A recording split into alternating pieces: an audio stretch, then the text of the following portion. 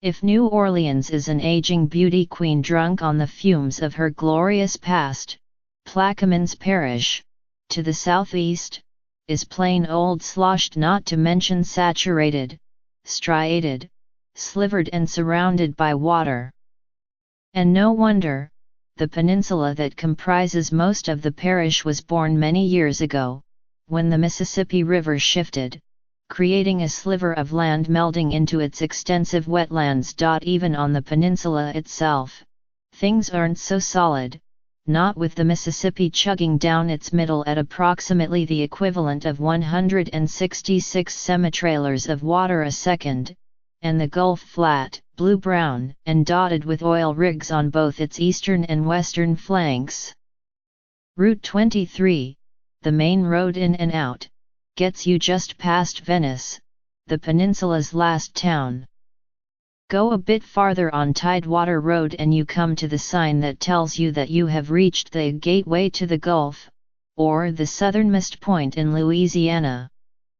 If you want to go to the very end, where the river spills out in 3 different channels, called passes, you have to do it by boat. I did it years ago, albeit on a cruise ship.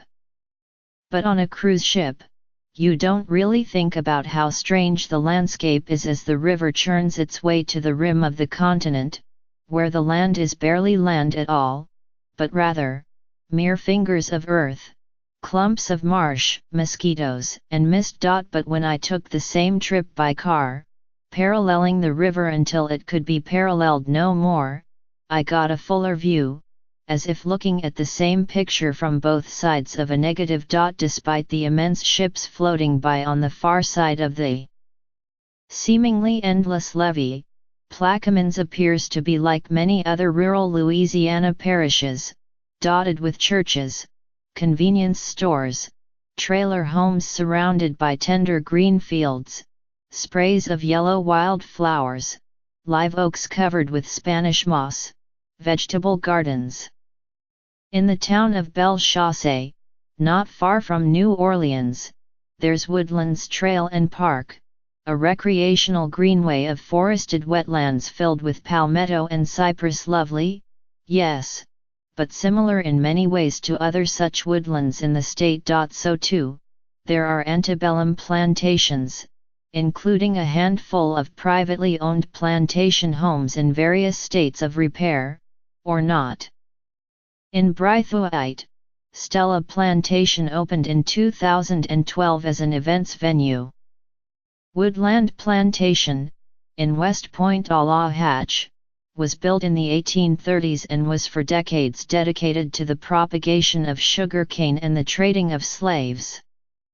It is now operating as a bed and breakfast, with 5 separate buildings for guests, including a raised Creole cottage with numerous guest rooms. Farther on is Fort Jackson, completed in 1832 to defend New Orleans. During the Civil War, it was under Union naval fire for 12 days. It fell on April 28, 1862, after which Union forces captured New Orleans and used the fort as a prison. It's now a National Historic Landmark and the only one of 3 historic local forts that, despite having been badly damaged by Hurricanes Katrina and Rita, before being re-soaked by Isaac, can be visited by the casual traveler. Dragonflies play in the rushes growing in the fort's moat, and along the rim, which you can walk or drive along on a series of pathways, you can see that the fort is shaped like a 5-pointed snowflake. There are 2 other forts in the neighborhood. Fort St. Philip is on the river's east bank, but as it's privately owned and accessible only by boat or helicopter, it's a bit hard to visit. Likewise, the circa 1700 site of Fort de Louisiana Boulay, built by early French explorers and now situated on Highway 39, not far from New Orleans, is on private property, and there isn't much left to see despite its importance to Louisiana's first European settlers. Plaquemines is an enchanted place, beloved by nature lovers and sportsmen alike, but given its fragility, how long it will remain a place at all in the sense of a location that signifies firm land is anyone's guess. Even so, from its earliest days as a European foothold on the new continent, and on through hurricanes, wars, epidemics, and social and economic upheavals, the region hung on. Then the 1927 Mississippi River flood came along, and when the powers that be in New Orleans realized that the flood would most likely inundate the entire city unless drastic steps were taken, they dynamited the levees some 13 miles below the city, sparing the Big Easy by funneling the floodwaters into Plaquemines, and, in the process, devastating it.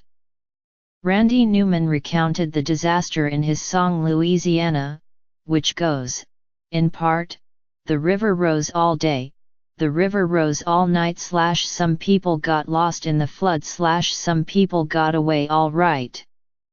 What Mr. Newman doesn't sing about is how, in the aftermath of the flood, the Army Corps of Engineers was authorized to do what it had to do to prevent future catastrophes, the upshot being that it changed the course of nature, which in turn set in motion a cycle of increasingly more ruinous storms, followed by increasingly more expensive, if unavoidably temporary, fixes. To understand the predicament that Plaquemines is in, you have to go back to prehistory, during which, for thousands of years, the river flooded regularly. Along with flooding, it frequently changed course to find the fastest route to the sea.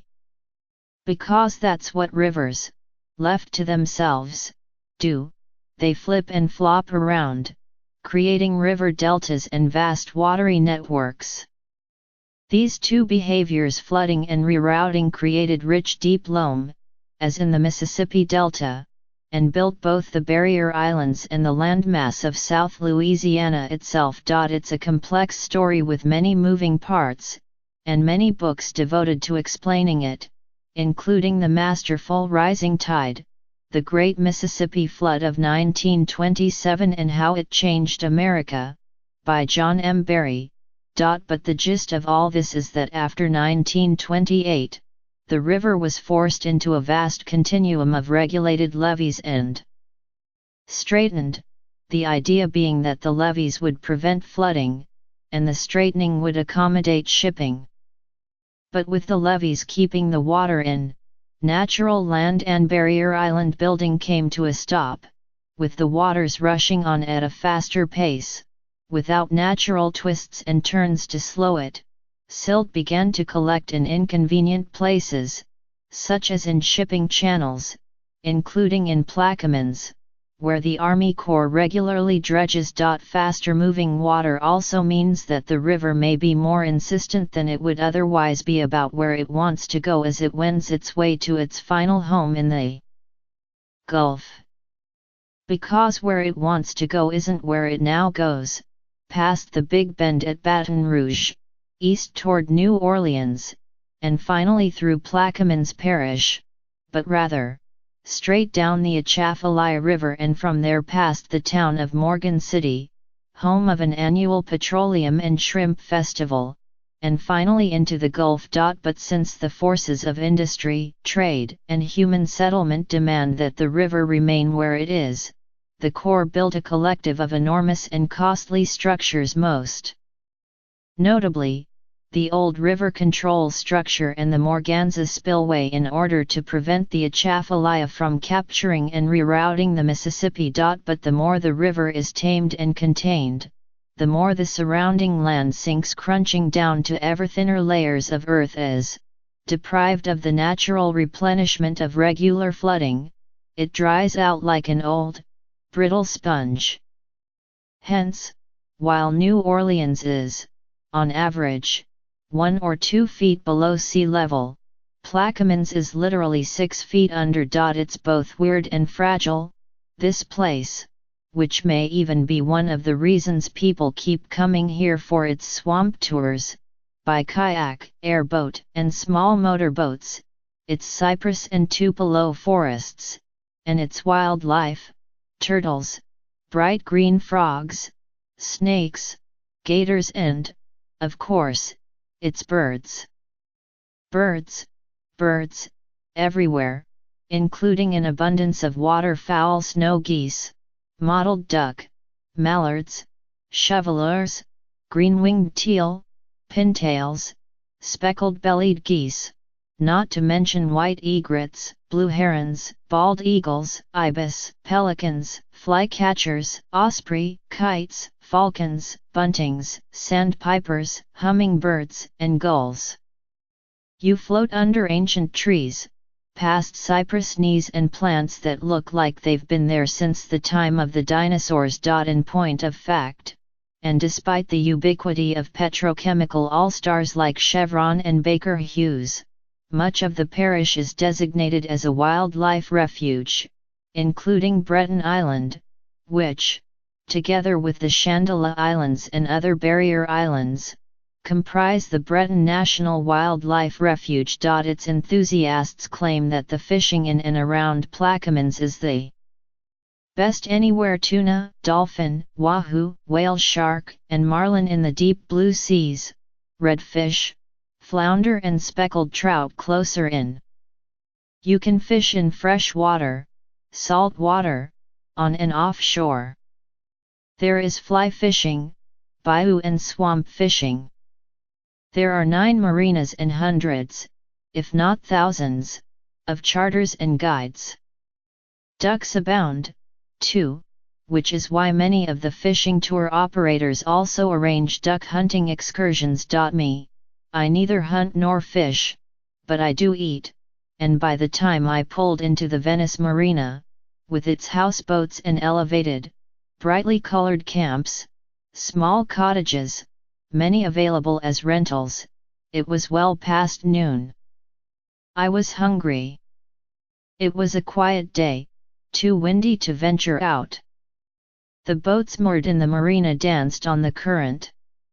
I stumbled into Croggetter's Bar and Grill. So far as I could tell, the marina's sole restaurant, sat on the deck and devoured a platter of fried fish, sweet potato fries and toast, which was served to me by a young woman who, not surprisingly, couldn't have been nicer or more polite. But that's South Louisiana for you. The people are warm and friendly, the food is fabulous, and though the whole place could be washed away in a hurricane season or two, it sure as heck knows how to live.